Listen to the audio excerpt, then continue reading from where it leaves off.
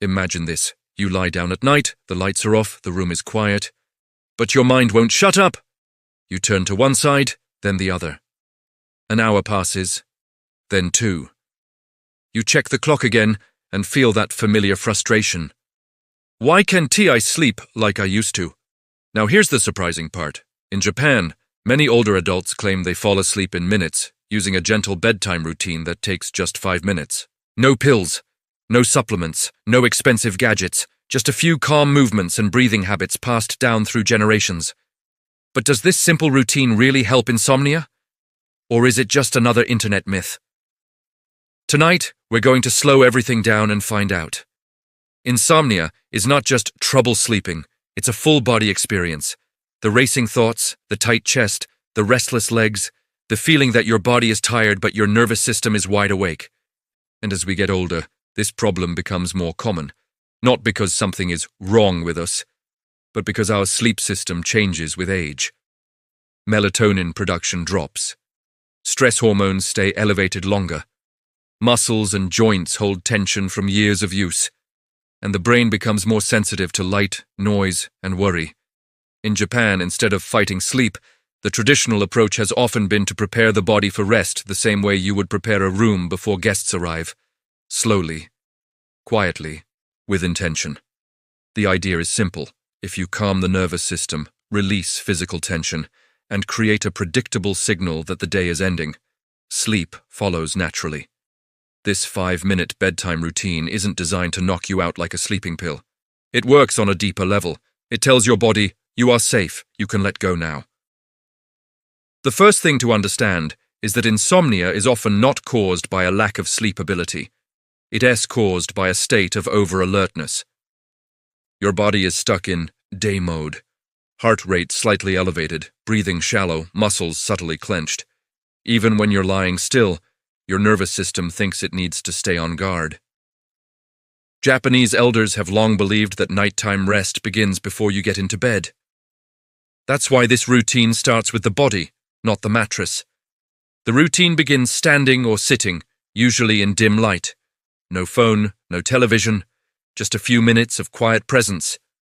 The first movement is incredibly simple, slow neck and shoulder release.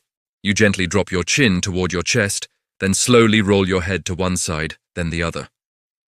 No forcing. No stretching to the point of discomfort. Just slow, controlled motion. Why does this matter? Because the neck and shoulders are where stress accumulates most during the day. When these muscles stay tight, they send constant signals to the brain that the body is under pressure. Releasing them reduces input to the stress centers of the brain, particularly the amygdala, which plays a key role in anxiety and hypervigilance. As you roll your shoulders back and down, something subtle happens. Your breathing deepens without effort, your jaw loosens.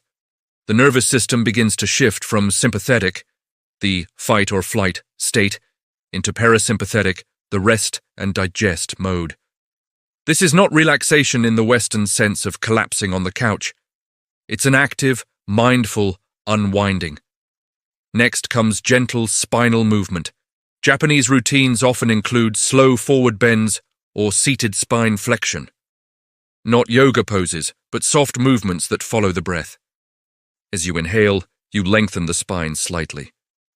As you exhale, you round gently, letting the head and shoulders relax forward. This motion stimulates the vagus nerve, a long nerve that runs from the brain down through the torso and plays a crucial role in sleep regulation. When the vagus nerve is activated, heart rate slows, blood pressure drops, and the body receives a clear signal that it's time to power down. What's important here is the pace. Each movement is slow enough that you almost feel bored doing it. And that's the point. Boredom tells the brain there is no threat, no urgency, nothing to solve. After about 2 minutes of these gentle movements, the routine shifts to breathing, but not the kind of forced deep breathing that can actually make anxious people feel worse. Instead, the breath is shallow, slow, and guided by the exhale. In Japan, long exhalations have traditionally been associated with calmness and longevity. You inhale through the nose for a comfortable count, then exhale slightly longer, as if fogging a mirror very softly. The exhale activates the parasympathetic nervous system more strongly than the inhale. This pattern does something remarkable. It lowers cortisol, the stress hormone that often peaks at night in people with insomnia. High nighttime cortisol is one of the most overlooked causes of difficulty falling asleep, especially in adults over 40, 50, and 60. As you breathe, your attention is not on trying to sleep. That's important. The moment you try to sleep, you create pressure, and pressure wakes the brain. Instead, attention stays on physical sensation. The rise of the chest, the fall of the shoulders, the feeling of the feet on the floor. In Japanese culture, this is sometimes described as returning awareness to the body, away from the thinking mind. Modern neuroscience supports this. When attention moves out of the prefrontal cortex, the part of the brain responsible for planning and worrying, and into sensory awareness, brainwaves naturally slow. This is the same transition the brain makes in the early stages of sleep. At this point, many people already feel heavier. Eyelids droop, thoughts become less sharp, not gone, just quieter. That's a sign the routine is working. The final minute of the routine is about stillness. You sit or stand quietly, hands resting gently, eyes either closed or softly focused downward. No mantra, no visualization, just stillness. Stillness allows the nervous system to integrate. One of the biggest mistakes people make with this routine is expecting instant results. We live in a culture that promises immediate fixes. Take this pill, follow this hack, knock yourself out. But insomnia doesn't develop overnight, and it rarely disappears overnight either. In Japan, this bedtime routine is treated like brushing your teeth. You don't brush once and expect lifelong dental health. You do it every night because it keeps the system working. This routine works best for people whose insomnia is driven by stress, aging, light anxiety, muscle tension, or an overactive mind at night. That includes a large number of adults over 40, 50, and 60 who find themselves waking up at 2 or 3 a.m. and struggling to fall back asleep. The reason is simple. As we age, the nervous system becomes less flexible. It stays on longer, even when the body is tired. This routine gently trains it to switch off. However, if insomnia is caused by untreated sleep apnea, severe depression, chronic pain, or certain medications, this routine alone may not be enough. That doesn't mean it's useless. It just means it should be part of a bigger sleep support strategy. In Japan, traditional routines are often used alongside medical care, not instead of it. Another common mistake is doing the movements too aggressively. This is not exercise. If your muscles are burning or your heart rate is rising, you're doing the opposite of what the routine is meant to do. The goal is to feel slightly understimulated. Movements should feel almost lazy. There's also a mental mistake that quietly sabotages results. Many people turn this routine into a test. They think, if I don't fall asleep in 10 minutes, it didn't work. That pressure activates the stress response again. The nervous system doesn't respond to force. It responds to safety. Instead of measuring success by how fast you fall asleep, measure it by how your body feels. Are your shoulders lower? Is your breathing slower? Are your thoughts less sharp? These are signs the routine is working, even if sleep comes later. In Japan, elders often describe sleep as arriving from the side, not from the front. You don't stare at it. You let it sneak up on you. One fascinating aspect of this routine is its effect on nighttime awakenings. Many people don't struggle to fall asleep. They struggle to stay asleep. They wake up between 1 and 4 a.m. with a racing mind. This is often due to a spike in cortisol and a drop in blood sugar, combined with a sensitive nervous system. By lowering baseline stress before bed, this routine reduces the likelihood of those stress-related awakenings. It doesn't eliminate them completely, but many people report falling back asleep faster when they do wake up. Their body remembers the feeling of calm. Some Japanese sleep researchers refer to this as sleep memory. The body learns what rest feels like again. There's also a subtle but important emotional effect. Insomnia often creates fear of the night. The bed becomes a place of frustration instead of rest. This routine reframes bedtime as something gentle and predictable, not something you dread. Over time, this reduces sleep anxiety, one of the strongest drivers of chronic insomnia. Another reason this routine works for many people is consistency. It's only 5 minutes, that matters. Long routines fail because people skip them when they're tired. Short routines get done, even on bad days. Now let's talk about the question everyone asks. Is this actually Japanese, or is it just clever marketing? The truth is, there is no single, official, 5-minute Japanese bedtime routine. What exists is a collection of traditional practices rooted in Japanese culture. Slow movement, mindful breathing, evening stillness, and respect for the body's natural rhythms. These practices have been passed down informally, adapted over generations, and recently packaged for modern audiences. That doesn't make them fake. It makes them human.